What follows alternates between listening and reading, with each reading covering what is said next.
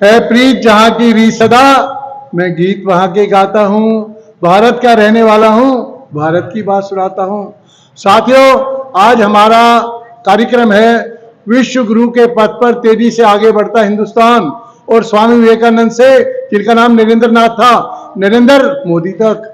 इसमें मैं आपके सामने बड़े गर्व के साथ कहना चाहता हूं, आज से 100 वर्ष पहले स्वामी विवेकानंद ने हमारे इसी सनातन धर्म की पताका शिकागो के सर्व धर्म सम्मेलन में बड़े गर्व के साथ फहराई थी और उनको बताया था कि हमारा सनातन धर्म पूरे विश्व की हर प्राणी की, चाहे वो इस लोक में है चाहे किसी अन्य ब्रह्मांड में है, उन सभी के लिए शांति की प्रार्थना करता है। बहुत व्यापक है, इसमें कोई किसी तरह का जाति विशेष पर इस धर्म की अनुकंपा नहीं है, सभी के लिए बिल्कुल समान रूप से है। स्वामी विवेकानंद जी, जिनका बचपन का नाम था नरेंद्र नाथ, उनके गुरु रामकृष्ण परमहंस जी ने जब देखा कि इनके अंदर संन्यास और वैराग्य की भावना बहुत तीव्र है, तो उन्होंने उनको कहा कि अब आपका जीवन समाज के लिए है, आप स्वयं में आनंद लेकर बैठ जाएंगे तो ये आपके लिए स्वार्थ होगा। उनका नाम रखा स्वामी विवेकानंद, जिन्होंने पूरे विश्व में रहकर, पूरे विश्व में स्थान स्थान पर जाकर सनातन धर्म की महानता के बारे में लोगों को अवगत कराया। वर्तमान में हम देखते हैं हमारे बीच में नरेंद्र मोदी जी, जिन्होंने अपना जीवन बिल्कुल चाय बेचने वाले के रूप में एक बिल्कुल साधारण परिवार से शुरू किया, ले उनके मन में किसी भी तरह की राजनीति में आने की या कोई शासन करने की या प्रधानमंत्री करने की कहीं भी कोई इच्छा नहीं थी। अचानक उनको वाजपेयी जी का फोन आया, नरेंद्र जी आप गुजरात जाइए और वहां जाके चुनाव लड़िए। उन्होंने मना किया, अरे नहीं, मैं तो सेवक के रूप में रहना चाहता हूं। वाजपेयी जी ने बड़े अनुग्रह से कहा, बड़े प्यार से कहा, नहीं, अब आपकी नई पारी शुरू होने वाली है। हम सभी देखते हैं, वो गुजरात गए, विधानसभा का चुनाव लड़ा, मुख्यमंत्री बने, पहली बार, दूसरी बार, तीसरी बार और भी प्रचंड बहुमत से 15 वर्ष तक लगातार गुजरात के मुख्यमंत्री बने और गुजरात को पूरे हिंदुस्तान का एक रोल मॉडल बना दिया। लोगों को लगने लगा, गुजरात इतनी तरक्की कर गया, ये क्या चमत्कार हुआ। तब तक मोदी है तो मुमकिन है शब्द नहीं बना था, तब तक ये था कि एक अच्छा मुख्यमंत्री है, बहुत बढ़िया काम कर रहा है। उसके बाद पार्टी वालों ने तय किया कि प्रधानमंत्री पद के लिए हमारे पास कोई एक तेजस्वी चेहरा होना चाहिए जो वास्तव में पूरे देश को एक कर सके। नरेंद्र मोदी जी का नाम प्रस्तावित हुआ। उसके बाद पूरे देश में मानो एक सनातन की, भगवा की एकजुटता की, अखंडता की लहर दौड़ाई। पूरे देश में पहली बार भारतीय जनता पार्टी स्पष्ट बहुमत से मोदी जी के नेतृत्व में केंद्र में उन्होंने अपना शासन शुरू किया। पहला 5 वर्ष का जो उनका कार्यकाल सामान्य रहा, बहुत सी उनके सामने चुनौतियां थी, उनको सामना करने में, समझने में उन्होंने समय लगाया। उसको धीरे धीरे जो गिरावट आ रही थी हमारे सरकारों के नैतिक पतन, उसमें नैतिक स्तर में उसको लेवल मिलाने का प्रयास किया।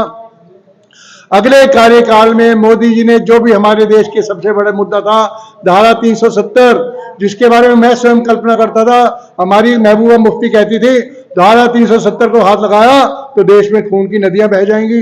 हम सभी डरते थे, अचानक पता नहीं कितना बड़ा गहरा युद्ध हो जाएगा हमारे देश में, लेकिन प्रधानमंत्री मोदी जी ने धारा 370 को खत्म करने का ऐलान किया। उसके बाद पूरे देश में आज भाई हमारा कश्मीर सबसे बड़ा टूरिज्म प्रदेश बन गया है। कल भी दिखा रहे थे, वहां पर जो है विंटर सीजन के इतने शानदार टूरिज्म हो रहा है जो पूरी दुनिया से लोग वहां पर आ रहे हैं।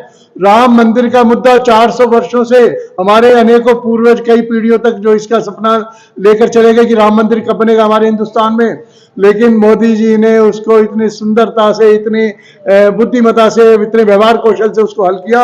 आज हम अगले महीने में राम मंदिर का बहुत सुंदर स्थापना अपनी आंखों से देखने जा रहे हैं। कितने भाग्यशाली हैं हम।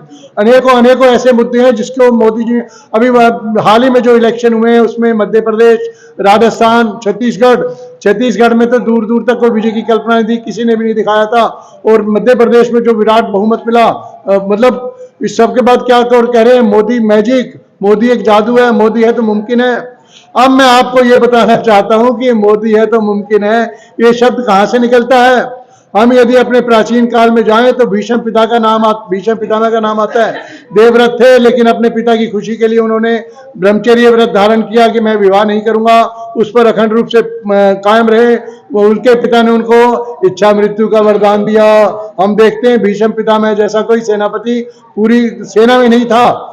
उसके बाद हम देखते हैं स्वामी रामदेव हमारे सामने आए, अपने राष्ट्रीय स्वयंसेवक संघ के डॉक्टर हेडगेवार, स्वामी दयानंद, अनेकों ऐसे जो हमारे युग प्रवर्तक महापुरुष हुए हैं जिन्होंने केवल ब्रह्मचर्य के बल पर, संयम के बल पर, आत्म विजय के बल पर पूरी दुनिया को एक प्रकाश दिया। आज हम देखते हैं कि विश्व में अनेकों सम्मेलन होते हैं कि विभिन्न देशों में, हमारे देश में G20 हुआ, उसमें अमेरिका के राष्ट्रपति, अनेकों तरह के महापुरुष आए, सभी बड़े बड़े लोग आए। वो सभी मोदी जी के सामने ऐसे लग रहे हैं मानो मोदी जी उनको संबोधित कर रहे हैं, और वो जैसे वो हाथ रख रहे हैं, उनसे प्यार कर रहे हैं, हाथ मिला रहे हैं, गले मिल रहे हैं, वो सभी मानो एकदम मोदी जी पर सम्मोहित हो रहे हों। अभी परसों रूस के राष्ट्रपति पुतिन ने कमेंट्स किया, टिप्पणी दी है टीवी पर साक्षात्कार में कि मोदी जी पूरे विश्व में एक ऐसी शख्सियत है जिन पर किसी तरह का दबाव डालकर उन्हें बदला नहीं जा सकता। वो जो ठान लेते हैं वही वो करके दिखाते हैं। और पुतिन ने अंत में कहा कि मोदी जी हमेशा सही होते हैं। आज पूरे विश्व में भारतवर्ष का डंका इसलिए बज रहा है कि हमारा जो सिरमौर है, हमारा जो नेतृत्व प्रदान कर रहे हैं, वो संयमी और सदाचारी हैं।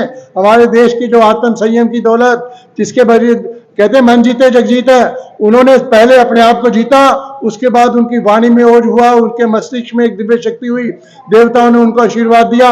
आज उनके माध्यम से अनेकों चमत्कारिक कार्य इस हिंदुस्तान में हो रहे हैं। इसलिए क्या हम सभी क्या करें, मोदी है तो मुमकिन है। बड़े प्रेम से बोलेंगे सभी, भारत माता की।